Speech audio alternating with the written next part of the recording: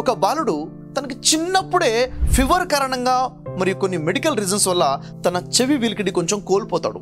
స్నేహితులతో పాటు ఆడుకోకుండా పక్కన కూర్చొని చూస్తుండేవాడు. వారు పిలిచినా కానీ ఏదో ఆలోచనలు చేస్తుండేవాడు. టీచర్స్ ఎన్నోసార్లు ప్రశ్నించి సమాధానం చెప్పేవాడు కాదు.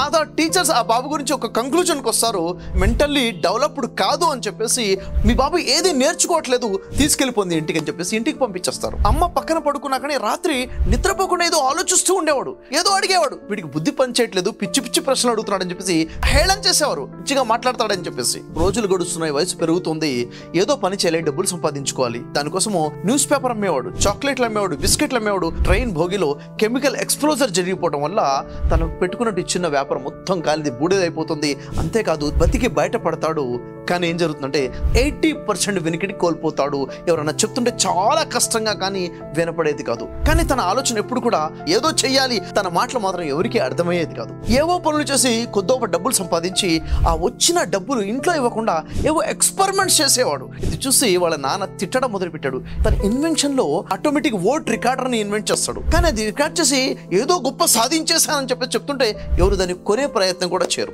ఆ తర్వాత ఎలక్ట్రిక్ పెన్ కనుకుంటారు, దాన్ని కూడా ఎవరు పర్చేస్ చేయరు. పూర్తిగా అక్కడ ఫైనాన్షియల్ గా లాస్ అయిపోతాడు. తండ్రి కొడుకుల మధ్య చాలా తేడాలు వచ్చేస్తాయి. పనికొచ్చే పనులు చేయి, లైఫ్ లో సెటిల్ అవ్వాలి, ఏదో పనికొచ్చే పనులు చేయని చెప్తే ఎవ్వరూ తనను నమ్మలేదు, తనను తాను మాత్రమే నమ్మాడు. పెళ్ళైతే వీడు సెట్ అయిపోతాడే అని చెప్పేసి పెళ్లి చేస్తారు. పెళ్ళైన తర్వాత కూడా అదే పరధ్యానం. తను తయారు చేసిన చిన్న ల్యాబ్లోనే రాత్రులు గడిపేవాడు.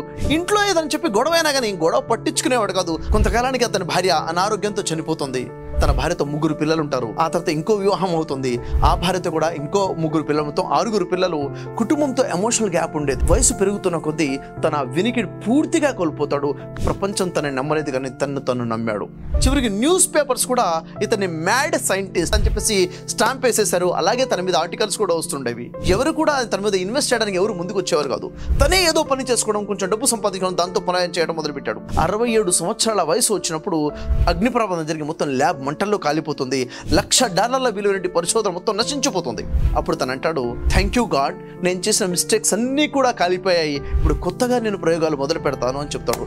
తన జీవితంలో 100 ఓటములు, 1000 అవమానాలు, కానీ ఒకటే ఒక నమ్మకం, నేను సాధించగలను, సాధించి చూపిస్తాను అన్న ఆ ఒక్క నమ్మకమే అతన్ని ఈరోజు ప్రపంచంలో చరిత్రలోనే సైంటిస్ట్గా నిలబెట్టింది.